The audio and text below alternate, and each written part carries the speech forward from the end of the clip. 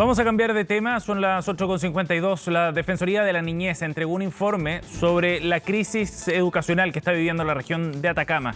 Señala en este documento que hay vulneraciones de los derechos de los menores de edad. Vamos a conversar sobre este tema con el defensor de la niñez, Anuar Quesilla, nos acompaña. Bienvenido, defensor, gracias por el contacto, muy amable. Hola Sebastián, buenos días, un gusto saludarte. Bueno, defensor, este informe es bien delicado, es complejo por la situación que se está viviendo allá en la región de Atacama, que se arrastra desde el año pasado, por cierto, y viene además justo a días de que comience el año escolar nuevamente a nivel nacional y, por cierto, en esa región. ¿A qué se refieren cuando ustedes hablan de esta vulneración permanente de derechos, que es una de las conclusiones del informe? A ver, Sebastián, yo creo que uno de los temas que es importante tener en cuenta es cómo se enfoca el informe y desde dónde está mirado. Y acá, si uno mira la crisis educacional que vive actualmente la región de Atacama, estamos hablando de un conflicto entre adultos. Estamos hablando de tensiones que hay entre el colegio de profesores, el gobierno, el SLEP, la Seremía. Sí. Y el informe de la Defensoría lo que hace es relevar la situación de los niños, niñas y adolescentes. ¿Qué quiere decir esto? Que tenemos una ley que consagra el derecho a la educación, que es la ley 21.430, y que si ese derecho no es observado en todos sus componentes, se produce una vulneración. Es decir, si no hay condiciones habilitantes, si no hay infraestructura adecuada, si no hay seguridad para los niños, niñas y adolescentes, que fue uno de los temas que se nos manifestó en nuestra misión de observación, evidentemente ese derecho no está siendo garantizado. Y acá podemos ver que al día de hoy, ¿verdad?, aún no existen seguridades de que el servicio educativo pueda comenzar en condiciones óptimas para el año 2024. Desde esa mirada, uno visualiza una falta de observancia de ese derecho, con el cual hemos tratado de impactar en este informe para que el Estado finalmente y el mundo político, esto también involucra al Congreso Nacional, involucra a la sociedad civil, puedan tomar las medidas con carácter urgente para que se garantice este derecho, particularmente ¿Defensor? Que al día de hoy está siendo inobservado. Ahora, ¿ese diagnóstico lo hacen en base a lo que ocurrió en 2023 o también en las condiciones en las que está el sistema para partir el año escolar 2024? Nosotros tenemos, a propósito de la paralización, ¿verdad?, que tuvo por más de 83 días a niños y niñas sin clases, nosotros realizamos una serie de gestiones y de misiones en el territorio por parte de nuestro equipo regional de la macrozona norte, pero también este informe surge de una misión de observación que realizamos durante el mes de enero de 2024, donde tuvimos la oportunidad de visitar colegios, reunirnos con autoridades, generar focus group con padres y apoderados y también generar conversatorios, ¿verdad?, con niños, niñas y adolescentes que nos manifestaban, ¿verdad?, cuáles eran sus problemas, sus vivencias, sus experiencias y que por lo tanto consideran dimensiones que están levantadas desde el año 2023 pero que también están actualmente en curso durante el año 2024. Más allá de todo lo que se ha hecho, porque debemos reconocer también que el Estado ha ido avanzando en la ejecución de obras para poder restablecer el servicio educativo, lo cierto es que hoy en día la totalidad de la región no estaría en condiciones de iniciar el año escolar y eso es un punto que a la Defensoría de la Niñez le preocupa. Ajá. O sea, ¿ustedes constataron eso en su última visita de enero?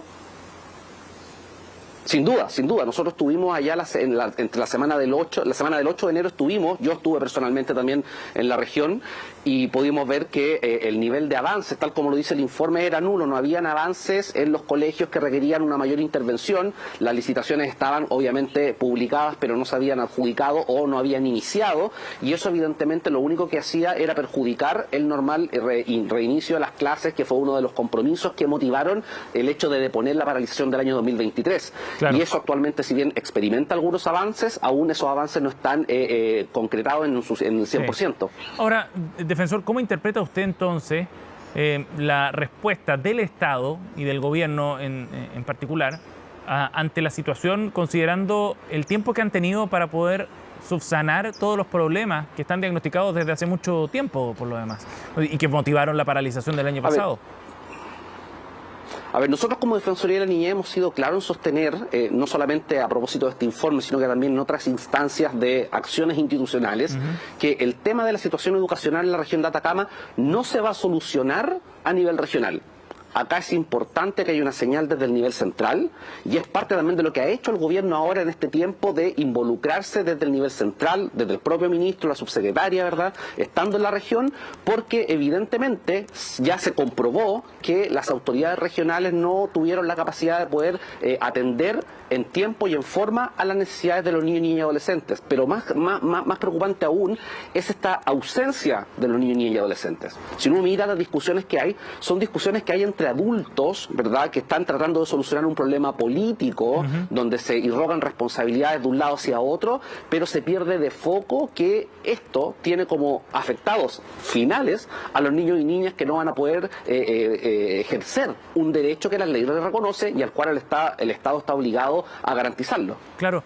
Ahora, ¿qué consecuencias tiene el que no se esté garantizando un derecho que tienen niños, niñas y adolescentes y que además esta vulneración sea permanente en el tiempo? ¿Qué consecuencias tiene eso, digamos, desde el punto de vista de las responsabilidades políticas o eventualmente jurídicas?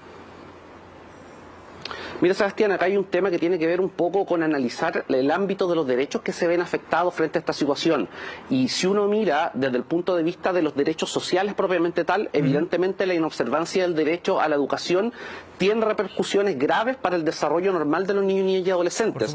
Pero por otra parte, si uno analiza desde el punto de vista de otros derechos, acá estamos frente a una situación violenta. El hecho de que los niños, niñas y adolescentes no puedan ir al colegio implica un tipo de violencia institucional por falta de servicio, porque estamos hablando de educación pública, la cual el Estado está obligado a proveer. Nosotros como Defensoría de la Niñez, y en eso quiero ser enfático, reconocemos el interés y el compromiso que ha tenido el gobierno de poder solucionar el tema, pero creemos que es importante intensificar esos esfuerzos para garantizar en el menor tiempo posible que los niños, niñas y adolescentes puedan entrar al colegio, puedan desarrollar sus actividades laborales y puedan establecer vínculos. Nosotros tuvimos la oportunidad de conversar con niños y niñas de la región que veían en sus colegios espacios de seguridad que ahora no están siendo garantizados. Veían en sus colegios espacios para desarrollarse, para jugar con sus amigos y no solamente para estudiar. Entonces hay una serie de derechos involucrados de los cuales la Defensoría de la Niñez debe estar atenta para efecto de determinar eventuales acciones administrativas y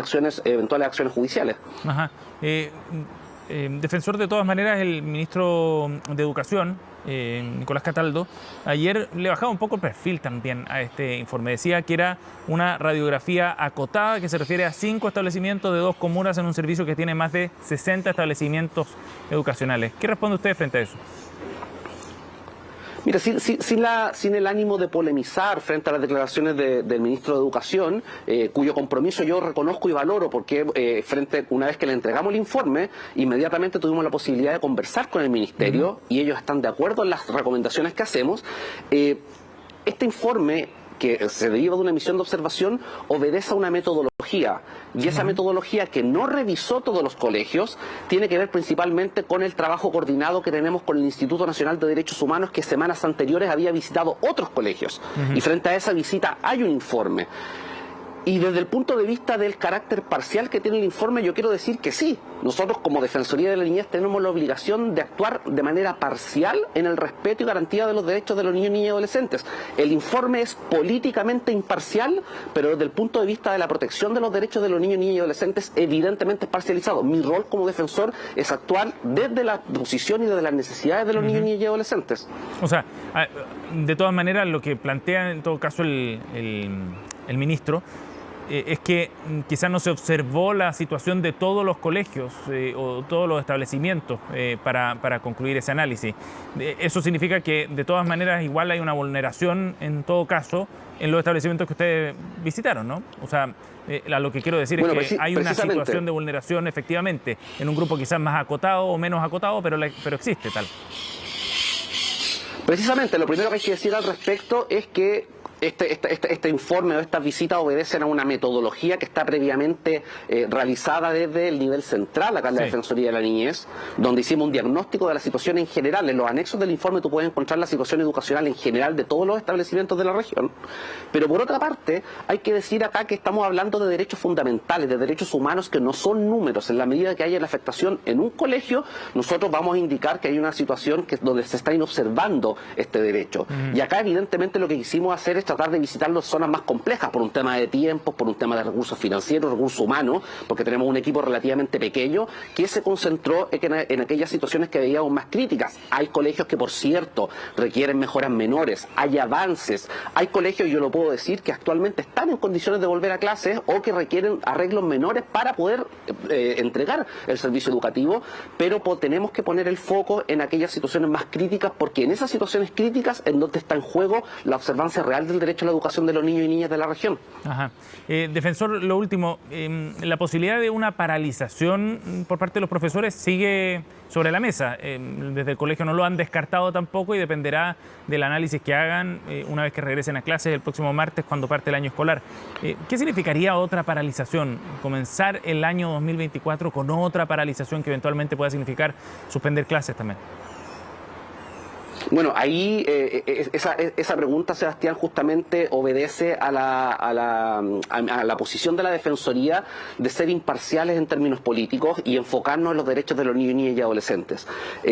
Una nueva paralización sería lamentable, no en términos de las repercusiones políticas que tiene para el Estado, sino que sería lamentable para la garantía de un derecho de los niños y niñas. Es por eso que nosotros como Defensoría hacemos un llamado a encontrar puntos de acuerdo, a poder reiniciar el año escolar en aquellos establecimientos que sí se puede iniciar el servicio educativo y a buscar soluciones urgentes en el menor plazo posible para aquellas situaciones que son más críticas. Porque acá lo que está en juego es un derecho de los niños y no una disputa política entre adultos.